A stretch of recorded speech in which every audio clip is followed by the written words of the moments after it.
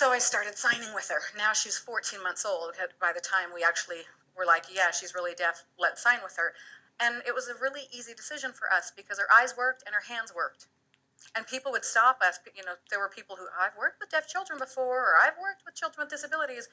And I understand why you'd want to sign with her, but you really need to be careful because she might never talk. I said, she might never talk anyways. She's deaf. It's not going to be the signing that keeps her from talking. It's deafness.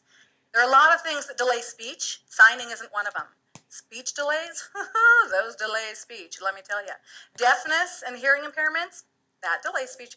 Autism, Down syndrome, a lot of things delay speech. Signing isn't it. People say, well, it's a crutch. They'll use it forever. Crutches kind of get a bad rap. You break your leg, what do you need?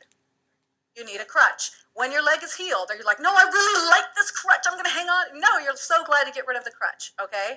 So yeah, maybe sign language is a crutch that you use until you don't need sign language anymore, and then you may not use it. Or you might because it's a second language and useful. I've never heard anybody say, do not teach your child English and Spanish. Oh, they can't do it. They're not that smart. They can't do it, and it's bad for them too. So American Sign Language is a language. We didn't have that thing that a lot of parents of deaf children have, where they say, I want my child to speak. I know a lot of parents get stuck there. They're like, I just want my kid to talk. And they all say, I want my kid to be able to order at McDonald's. Know why they say that. They all say that. They say, I want them to order. I want so much more than that. I do. And when people would say that, I would say, no, you don't. No, you don't. You don't want them to talk. You want them to be a critical thinker. You want them to be amazing. You want them to be able to stand on their own 2 feet. You don't want them just to talk. And very early on, and I don't know why we were able to just see it for what it was, we saw that speech is a skill. And I thought, you know, we could go to speech therapy every day and try and get her to say words, but it sounds like a big waste of both of our time. She can't hear. Why would we take all her spare time and try and get her to say words from a language that she can't even access? She doesn't know and doesn't understand. She's a year old. And so her eyes worked, her hands worked, and we signed with her. And guess what? The coolest thing happened. She started signing back, and she was so good. So, of course, you start with more, you know, basic more and milk, because all they care about is milk and more, you know, and pretty soon, and so 14 months, we got the diagnosis. By 16 months, she would come in and say, Mom, I'm tired. I'm going to go have a nap. Just a little sleep. Okay, I'll see you later. And she'd go in and put herself down for a nap. And my friends would say, where did Leah go? And I said, oh, she's tired, and she put herself down for a nap. And they're like, Rachel, that is not normal. And I said, yo, it is. She does it all the time. And they're like, but she knew the feeling, tired, and she knew what to do when she had that feeling. You put yourself down for, if only we were so smart as adults. I'm tired, but Facebook is calling, you know, till midnight. And so it was so fun to experience Leah's world, a 1-year-old telling us about her world. She couldn't have done that if she didn't sign. Even if she could hear, she couldn't have told us the things that she told us. She'd come in, Mom, I really want a grilled cheese sandwich, and I want goldfish crackers. I love you. I'll see you later. I'll be watching TV. Just bring it to me, okay? I'm like, okay. You know, all babies start communicating with signs. They do. They wave bye-bye, and you never think, don't let them sign bye-bye. They won't ever say it. No, are your grandmas and grandpas and parents, you're like, they're waving bye-bye. You're showing off. You're so excited. It never crosses your mind to say, don't let them do that. They all start signing. They point to what they want, and they do this. What's that mean? What do they want?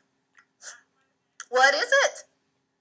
I know their fuse is about that long, isn't it? You better guess what it is, because they're pointing at the pantry and they're signing to the thing that they want, and now you start going, don't you? Do you want goldfish crackers? Did you want Oreos? Because you've got like 5 guesses before they blow, right? Okay, yeah, this is a sign for tantrum. Here's the floor, you lay on your back and you kick and scream, tantrum. I don't teach that one in signing time, you know, for good reason. So yeah, they know what they want. They know. They're pointing right to it. What is your problem? I'm pointing right to it, and you're guessing. Why not give them signs? When Leah was not even 2 years old, she had hundreds of signs, and we had hundreds of amazing conversations that you could not have with a 2-year-old. we moved to Los Angeles from Salt Lake City, and we're driving along. She says, Bobby, Bobby. I was Bobby for 7 years because Mommy and Bobby on the mouth look exactly the same. So Bobby, Bobby, and people complain about having to drive with their kids facing backwards. You just try driving around LA with a deaf kid in the backseat. Bobby, Bobby, wait for the light. Hold on, because I need both hands. Hold on. And you're adjusting the mirror, and you get to the light. I'm like, what do you want? She's like, Mom, what does Lease spell? And she's not 2. Now, if she could hear, she couldn't have asked that because she wouldn't have even been able to say the letters. She couldn't have written them down yet. She may have noticed them and thought, well, those look familiar, but she couldn't have asked what she asked me at 2, if you really think about it. And I'm looking around, I'm like, really?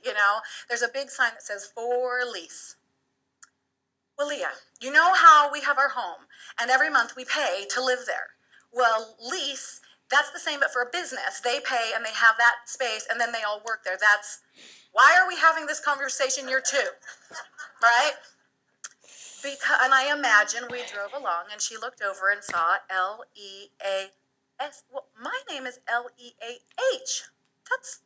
I wonder what that means. Very, very, very possible.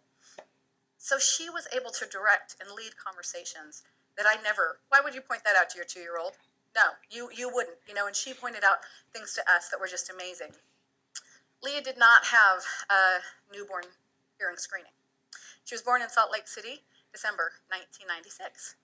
And people kept asking, well, didn't she have the screening? Didn't she have the screening? I don't know. I was in the hospital, with a new baby, just trying to figure out nursing, Well, she didn't have a screening? I don't know.